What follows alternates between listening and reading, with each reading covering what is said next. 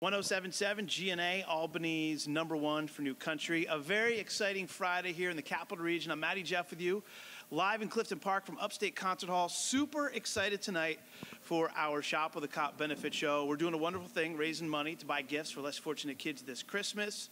Send them shopping with some great local cops for the holidays. And one of the very generous and amazing and talented artists performing tonight, the star of the show, Danielle Bradbery, joins me right now. How are you doing today? I'm good. How are you? All right, so we're going to talk a little bit about the new album coming out in December, your new songwriting efforts, which you're super excited about. We'll talk a little bit about The Voice. But first, I want to play your new single for everyone, Sway. And this is one of the 7 songs on the album you co-wrote. So you could tell us, if you could, a little bit how this song came to be and what inspired it.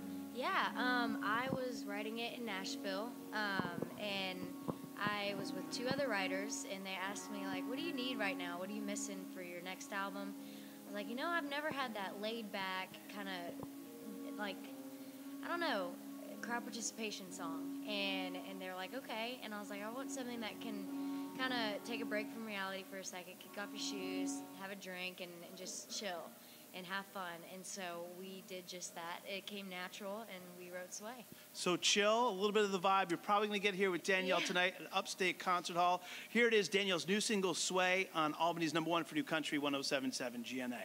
1077 GNA, Albany's #1 for new country. New music from Danielle Bradbery, Sway, the first single from her new album, I Don't Believe We've Met, which is going to be out December 1st, right, Danielle? Yes, which is right around the corner. So I know this one's been coming for a while, since your debut album a few years back, and you're super excited about this because you said you got super involved into the songwriting process. So how many of the songs on the album did you co-write? I co-wrote 7 out of 10, and the whole writing process is a lot of newness for me, because I didn't write the first record, and now I really dug deep into the second record to just make it personal and honest and see what I could do in the writing room. So, as far as being a songwriter, does inspiration just strike you, or is it something you have to work at and keep developing and working on a daily basis? I feel like it could be both. You just have to figure out which one you want, because for me it was kind of easy to find inspiration because all I had to do was just talk about life and talk about some situations I've been in or I was in, and looking at friends and what they have done, and just life and what we've just been through with anything. Any of the life stories on this album that you're super excited to tell? Yeah, I mean, overall, it's just a lot of stuff that I hope my fans and new fans can relate to.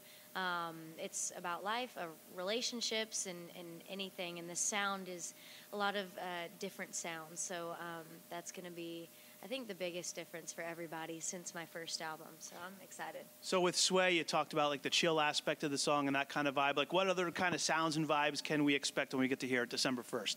Yeah, Sway is chill and kind of doo-woppy. There's a lot of ballads on there. There's, a little bit of R&B country on there, so there's a little bit of everything. You told me there's one song on there called Worth It you're super proud of. Can you tell us about that? Yeah, I co-wrote that one as well with 2 other writers I actually hadn't met before the write. And so I was kind of wondering how that write was going to go, if we were either going to finish a song or get a great song or what. And so we got in there, and obviously the whole normal question, what are you feeling right now?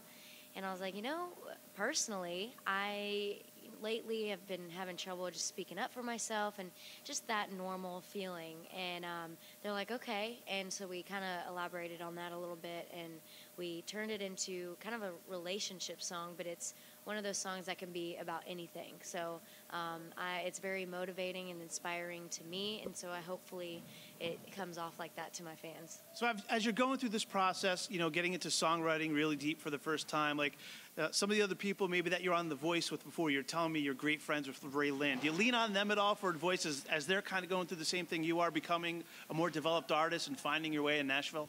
Yeah, I feel like we all can relate to a lot of things. And it's really cool to be friends with all of them and stick together through all of this and kind of share our stories between each other. And I think that helps get through things together. Everyone's dealt with Blake's sense of humor, so you all have that common bond, right? We definitely have that in common. Now, so we talked on the air earlier this week, and we talked a little bit about this. Have you been following the development Blake Shelton, the sexiest man alive, you know, all the trending on Twitter. Oh yeah, I've been seeing and hearing about everything. Do you think every tweet for the rest of his life he will now hashtag with sexiest man alive? I feel like it. I actually saw a interview with him in Ellen. I was going across Twitter and it just popped up, and he said, and you know, I've been fat and ugly my whole life, so being the sexiest man, I'm milking it. And he's like, I think they ran out of people. So he's hilarious.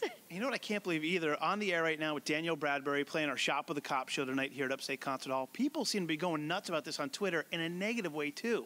Oh, I mean, I don't know. And Blake, he doesn't take all that in. He's like, whatever, say what you want. I'm doing me.